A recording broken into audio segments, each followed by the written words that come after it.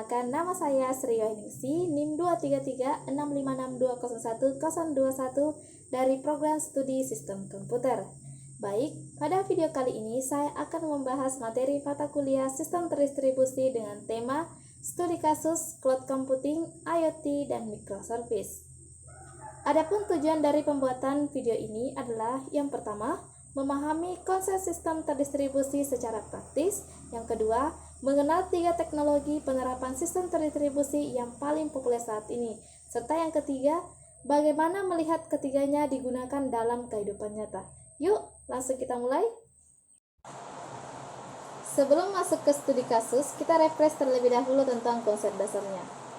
Sistem terdistribusi adalah kumpulan komputer independen yang terhubung melalui jaringan dan bekerja sama sehingga tampak sebagai satu sistem tunggal bagi pengguna. Contoh sederhananya itu ketika kita membuka Google. Sebenarnya, request yang kita lakukan diproses oleh ribuan server di berbagai lokasi di dunia, tapi kita sebagai pengguna hanya melihat seolah-olah hanya satu sistem saja. Karakteristik utamanya antara lain transparansi, skalabilitas, konkurensi, fault tolerance, dan resource sharing. Cloud computing, IoT, dan microservice adalah 3 pilar utama implementasi sistem terdistribusi modern. Nah, cloud computing itu menyediakan infrastruktur, IoT menghasilkan data dari perangkat fisik, kemudian microservice mengatur logika aplikasi agar terlihat fleksibel dan scalable. Ketiganya sering dipakai bersamaan dalam satu ekosistem aplikasi modern, seperti Gojek, Tokopedia, atau Smart City. Kemudian kita masuk ke studi kasus yang pertama, yaitu cloud computing.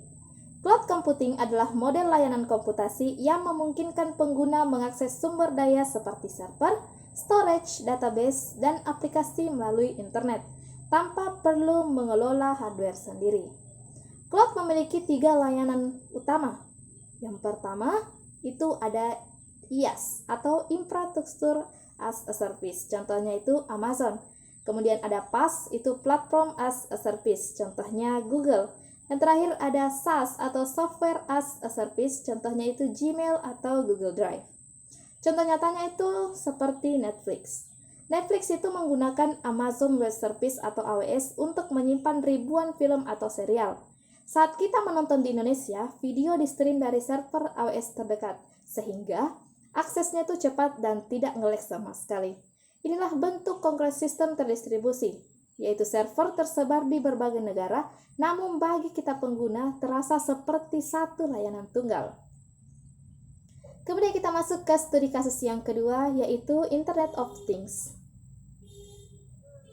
Nah, Internet of Things atau IoT adalah konsep di mana berbagai perangkat fisik seperti sensor, kamera, lampu, dan lain-lainnya terhubung ke internet dan saling bertukar data. Arsitektur IoT itu umumnya terdiri dari 4 lapisan. Yang pertama itu ada perception layer, terdiri dari sensor dan aktuator. Kemudian ada network layer, terdiri dari protokol komunikasi seperti Wi-Fi, MQTT, dan LoRa. Kemudian ada processing layer, yaitu pemrosesan data di cloud atau edge. Kemudian ada application layer, yaitu aplikasi pengguna.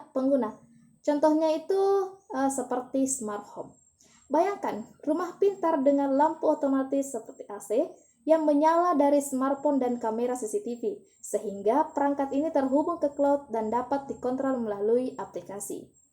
Contoh lainnya itu seperti sistem pertanian pintar yang menggunakan sensor kelembapan tanah. Ketika tanah kering, sistem otomatis menyimpan tanaman data sensor dikirim ke cloud untuk dianalisis, dan keputusan dieksekusi oleh aktuator. Inilah sistem terdistribusi dalam skala perangkat fisik. Terakhir kita masuk ke studi kasus yang ketiga, yaitu microservice.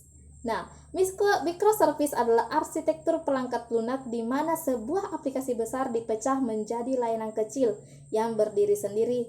Masing-masing memiliki fungsi spesifik dan dapat dideploy secara independen.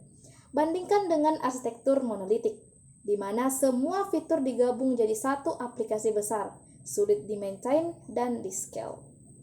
Contoh nyatanya itu seperti Gojek.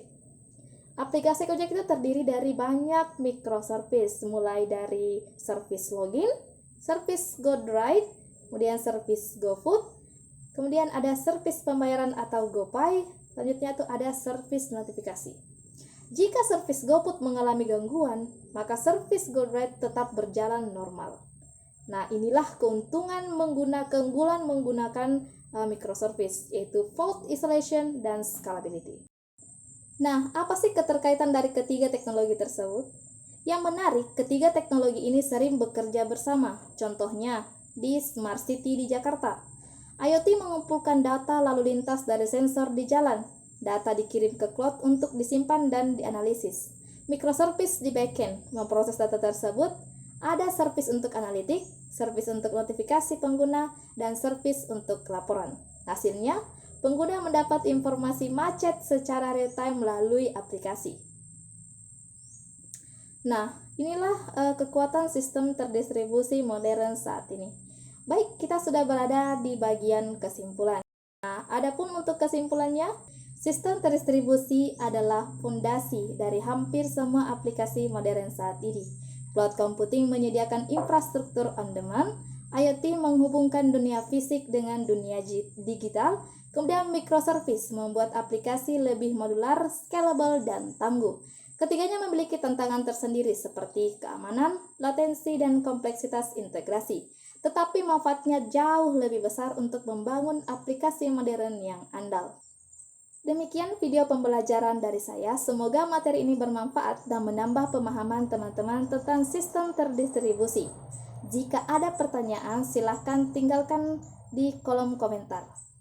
Terima kasih dan sampai jumpa di video selanjutnya. Saya akhiri dengan ucapan wassalamualaikum warahmatullahi wabarakatuh.